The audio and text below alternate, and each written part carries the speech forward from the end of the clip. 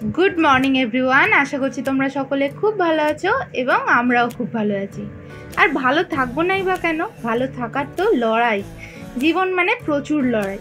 যাই হোক, আজকে হচ্ছে আমার জন্মদিন, তাই সকাল থেকে নানান রকম জিনিস দিয়ে সেজে উঠেছিল দিনটা।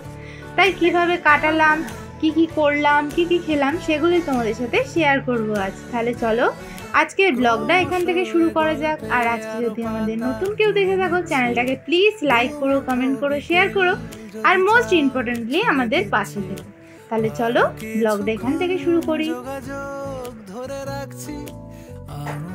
সকালবেলা ঘুম থেকে উঠে নিজেদের কিছু ছোট ছোট কাজ ছিল, তার মধ্যে ইম্পর্টেন্ট কাজ ছিল দিদির এটিএমে যাওয়া। আর এই যে দূরের বড় ফ্ল্যাটটা দেখতে পাচ্ছ, এক সময় ওখানে কিন্তু প্রচুর বড় বড় গাছ ছিল, যেগুলো কেটে এখন ফ্ল্যাট শিল্পর আন্ডারে। যাই হোক, এইসব কথা আর বলে সময় নষ্ট করব না।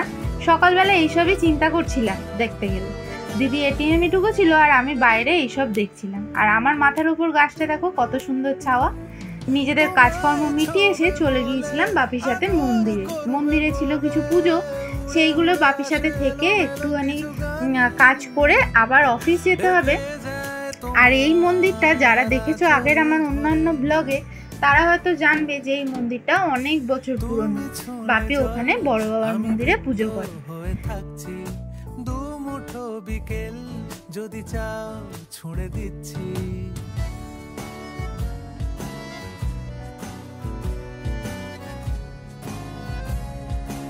মন্দিরটা দেখলেই বোঝা যায় যে কত সুন্দর। যাই হোক, বাড়ি ফিরে এবার খাওয়া দাওয়া করেও আমি বাপির সাথে বেরিয়ে পড়লাম আমার অফিস যাওয়ার উদ্দেশ্যে। আর এই যে স্টেশনের রাস্তাটা দেখতে পাচ্ছ, এখানে যদি ট্রেনটা একবার দাঁড়িয়ে যায়, আমার ওপারে যেতে আরও সময় লেগে যায়। যাই হোক, বাপি যেহেতু আজকে গাড়ি করে পৌঁছে দিচ্ছে, তাই আমার অসুবিধা হচ্ছে না। আস্তে আস্তে অফিসেও পৌঁছে গেলাম। আর বিকেলবেলা আমাদের যাওয়ার কথা হচ্ছে রামতলায়, মানে রাম মন্দিরে।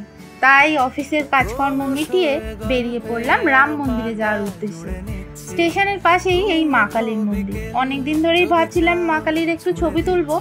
আমার ভালো লাগে ঠাকুরের ছবি তুলতে, ঠাকুরের ছবি তোমাদের সাথে শেয়ার করতে। তাই একটু দাঁড়িয়ে নমস্কার করে নিয়ে এবং ঠাকুরের ছবিটা তুলেও নিলাম। আমাকে আনতে এসেছিল বাপি, দেখছিল যেহেতু আমার দেরি হচ্ছিল, তাই আমাকে এদিকে আনতে চলে এসেছিল। আর ওইদিকে দিদি, ছোট মা সবাই মন্দিরে আমার জন্য অপেক্ষা করছিল। তাই গিয়ে রাম ঠাকুরের একটু ছবি তুলে নিলাম। আর এই রামতলার মন্দিরটা তো ইদানিং এরকম নতুনত্ব হয়েছে, কিন্তু আগে এক হাঁটু করে জল জমতো জানো ওই রামতলার মন্দিরের সামনে। আর এখানটা তো এখন পাথর দিয়ে বাঁধিয়ে দিয়েছে সুন্দর করে। এখানটাও আগে ইট পাতা রাস্তা ছিল। নানান রকমের স্মৃতি ছোটবেলা থেকে যেহেতু দেখে আসছি, সেহেতু জানি। যাই হোক, রাম ঠাকুরের মন্দিরে বেশি ভিড় ছিল না। মন্দিরে একটু নমস্কার করে এবার বাড়ি ফিরে যাওয়ার পালা।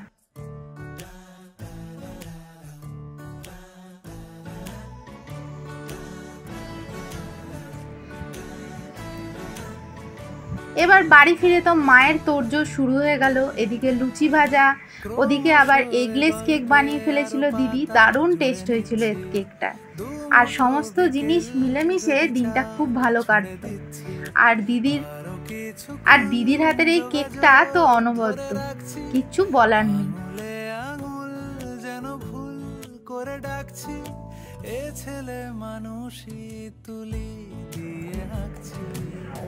তারপরে আজকে যেহেতু ছিল শনিবার, তাই আর আমাদের কিছু ননভেজ হয়নি, সমস্ত ভেজ আইটেমই হয়েছিল। যেমন পনির, আলুর দম, বেগুন ভাজা, ছোলার ডাল, আর সহযোগে ছিল সিমইয়ের পায়েস। আর সব থেকে ইম্পর্টেন্ট গিফট হচ্ছে এই পোর্ট্রেটটা, যেটা আমার ছোট মা এঁকেছে। আর আজ যেহেতু শনিবার ছিল, জ্যৈষ্ঠ মাসের শেষ শনিবার, তাই পাড়ায় অনেক জায়গায় রক্ষাকালী পুজো ছিল। সেগুলোই তোমাদের সাথে শেয়ার করলাম। কেমন লাগলো অবশ্যই কমেন্টে জানিও। আজ তবে চলি, দেখা হচ্ছে নতুন একটি ব্লগে।